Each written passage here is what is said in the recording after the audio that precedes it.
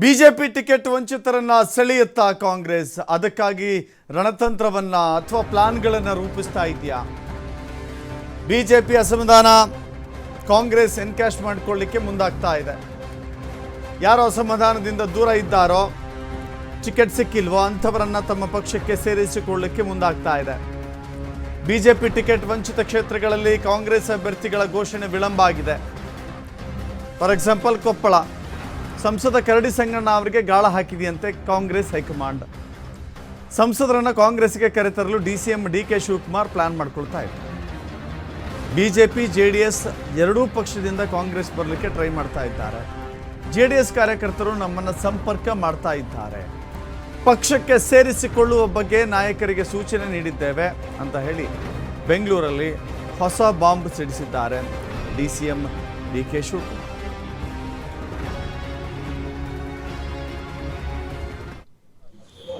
ನಾವು ತಯಾರು ಮಾಡಬೇಕಲ್ಲ.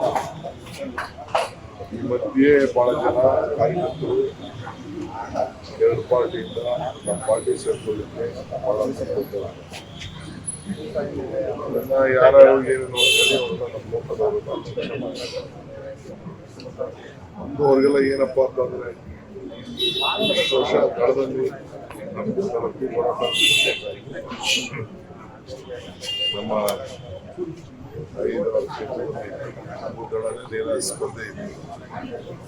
ಈಗ ದಳ ಇಲ್ವಲ್ಲ, ಏನಪ್ಪ ದೇವೇಗೌಡರು ಮತ್ತು ಕುಮಾರಸ್ವಾಮಿ ಅವರ ಕುಂದನೇ ಬಿಜೆಪಿ ಪಾರ್ಟಿ ಸೇರಿಸ್ಬಿಟ್ಟಲ್ಲ, ಇದು ನಮ್ಮ ಗತಿ ಏನು ಅಂತ ಹೇಳ್ತಾರೆ. ಸೊ ಅವರೆಲ್ಲ ಬಂದು ನಮ್ಮವ್ರ ಸಂಪರ್ಕ ಮಾಡ್ತಿದ್ದಾರೆ, ಇನ್ನೊಂದು ಸಂಪರ್ಕ ಮಾಡ್ತಾರೆ. ಅದಕ್ಕೆ ಏನ್ ಮಾಡ್ಬೇಕು ಅಂತ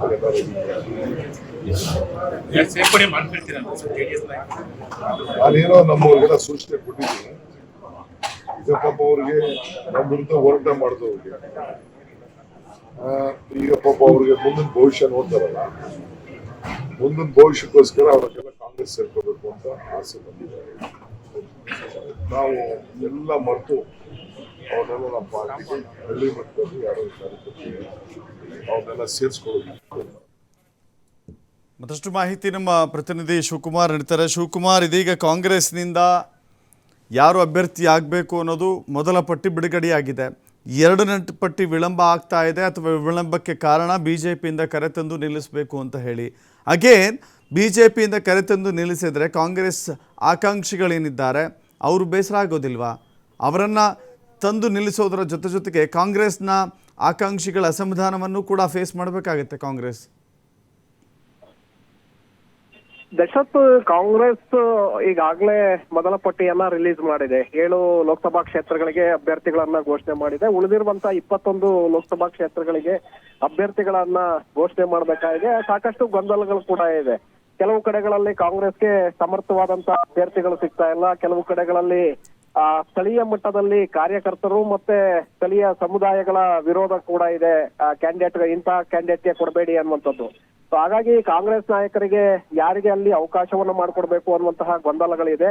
ಇಲ್ಲಿಯವರೆಗೂ ಕೂಡ ಇವತ್ತು ನಾಳೆ ನಾವು ಬಿಡುಗಡೆ ಮಾಡ್ತೇವೆ ಅಂತೇಳಿ ಹೇಳ್ತಾ ಬರ್ತಾ ಇದ್ದಾರೆ. ಬಿಟ್ರೆ ಇನ್ನೂ ಟಿಕೆಟ್ ಅನ್ನ ಘೋಷಣೆ ಮಾಡ್ತಾ ಇಲ್ಲ. ಸೊ ಈಗ ಬಹುತೇಕವಾಗಿ ನಾಳೆ ಚುನಾವಣಾ ಅಧಿಸೂಚನೆ ಕೂಡ ಪ್ರಕಟವಾಗ್ತಾ ಇದೆ. ಹಾಗಾಗಿ ನಾಳೆ ದೆಹಲಿಯಲ್ಲಿ ಸಿಇಸಿ ಸಭೆಯನ್ನ ನಡೆಸಿ ಕರ್ನಾಟಕದ ಮಟ್ಟಿಗೆ ಎರಡನೇ ಪಟ್ಟಿಯನ್ನ ಬಿಡುಗಡೆ ಮಾಡುವಂತ ಸಾಧ್ಯತೆಗಳು ಕೂಡ ಇದೆ. ಸುಮಾರು 10 ರಿಂದ 15 ಕ್ಷೇತ್ರಗಳ ಅಭ್ಯರ್ಥಿಗಳ ಹೆಸರನ್ನ ನಾಳೆ ಸಂಜೆ ಒಳಗಡೆ ಘೋಷಣೆ ಮಾಡುವಂತ ಸಾಧ್ಯತೆಗಳು ಕೂಡ ಹೆಚ್ಚಿನ ಪ್ರಮಾಣದಲ್ಲಿದೆ Darshan.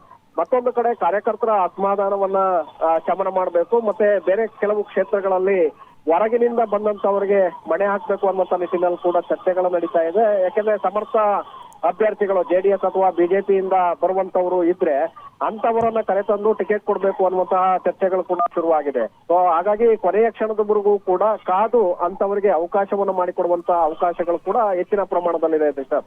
S, thank you Shivakumar ನಿಮ್ಮೆಲ್ಲ ಮಾಹಿತಿಗೆ.